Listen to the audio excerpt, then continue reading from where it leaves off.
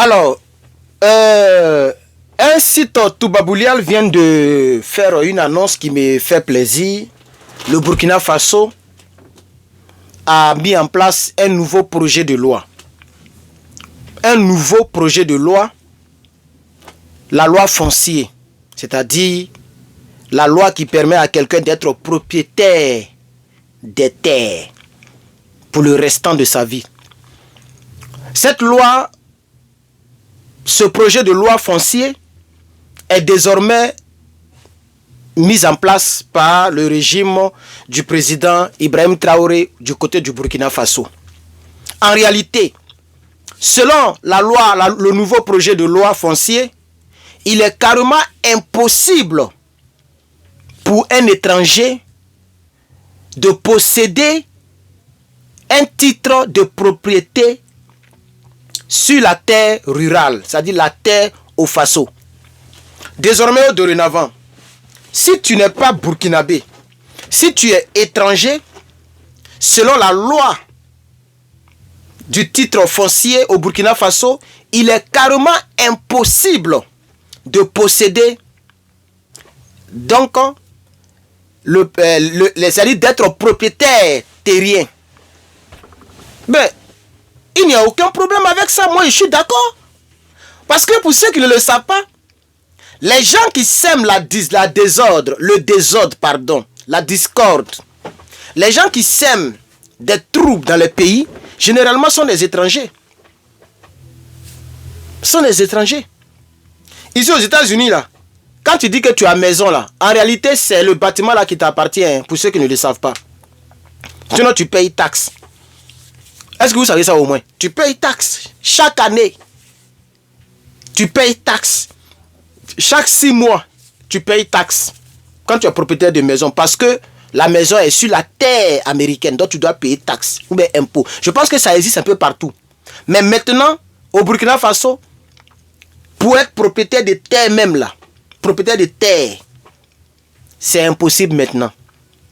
Et c'est logique.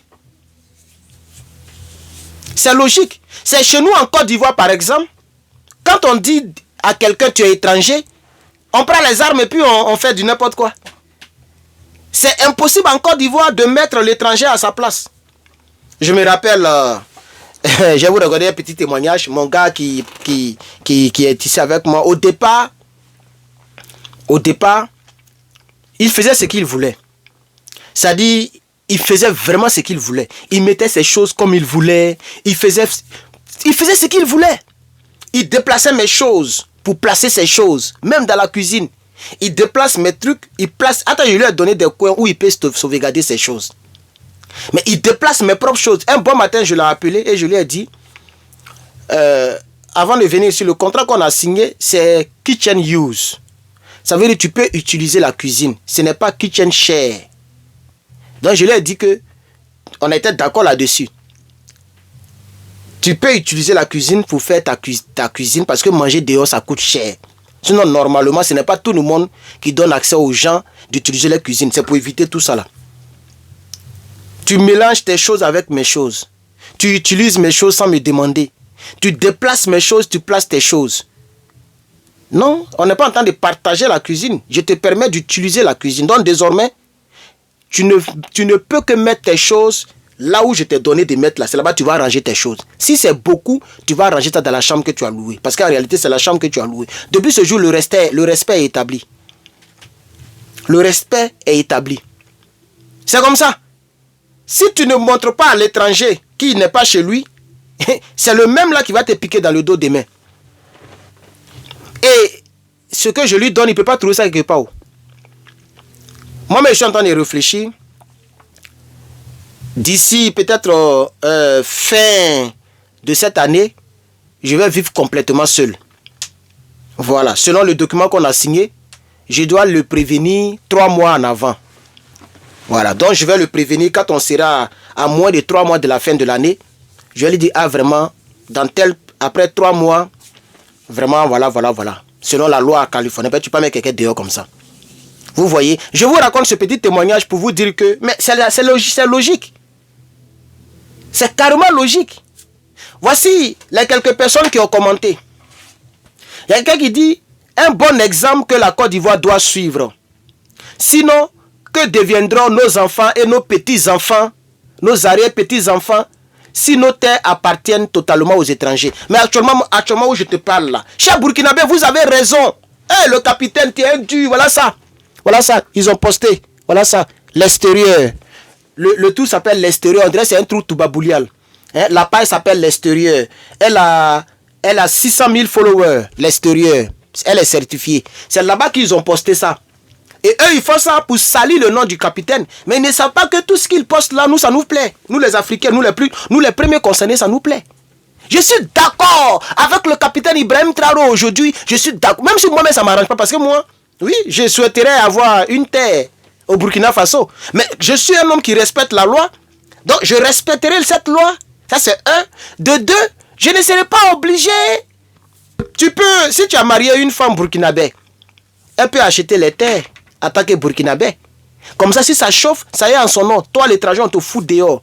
Quand on dit que, par exemple, regardez ce qu'ils ont écrit. Burkina Faso, selon le nouveau projet de loi foncier, il est désormais impossible pour un étranger de posséder un titre de propriété sur la terre rurale. Voilà ce qu'ils ont mis. Tu vois, non? Ça veut dire que celui qui peut acheter les terres au Burkina, c'est un Burkinabé.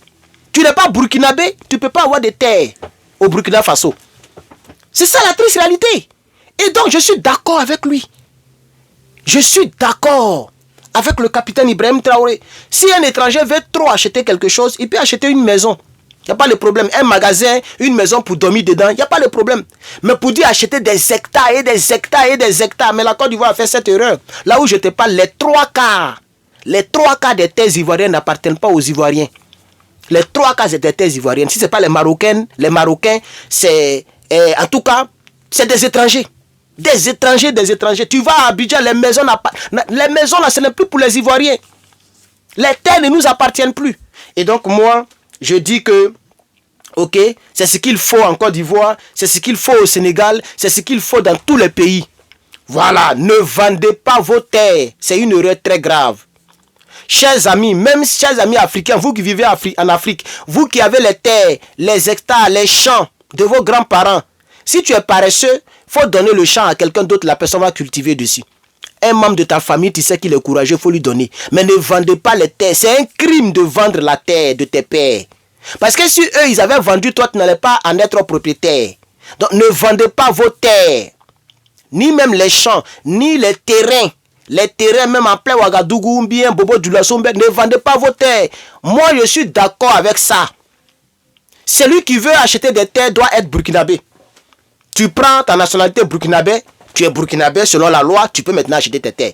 Mais tant que tu n'es pas burkinabé, tu ne peux pas acheter des terres. Tu n'es pas burkinabé. C'est ça qui est la triste réalité. Et donc, c'est ce que j'avais à dire dans cette information en continu.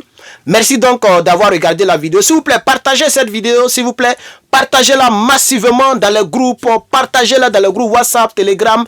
Partagez-la dans les groupes Facebook, s'il vous plaît. YouTube, partagez. Mettez beaucoup de likes, chers camarades, pour que je puisse vous servir régulièrement. Merci au capitaine Ibrahim Traoré pour son attitude patriotique. Merci au capitaine Ibrahim Traoré pour ce qu'il fait pour le Burkina, parce qu'il pense aux enfants et aux petits-enfants burkinabés. C'est de ça qu'il s'agit. Avec les voleurs comme les Alassane Ouattara, leur régime, là, ils sont capables de venir acheter toutes les terres du Burkina en fuyant l'autre côté. Vous voyez, c'est des milliardaires. Des gens ont l'argent sale.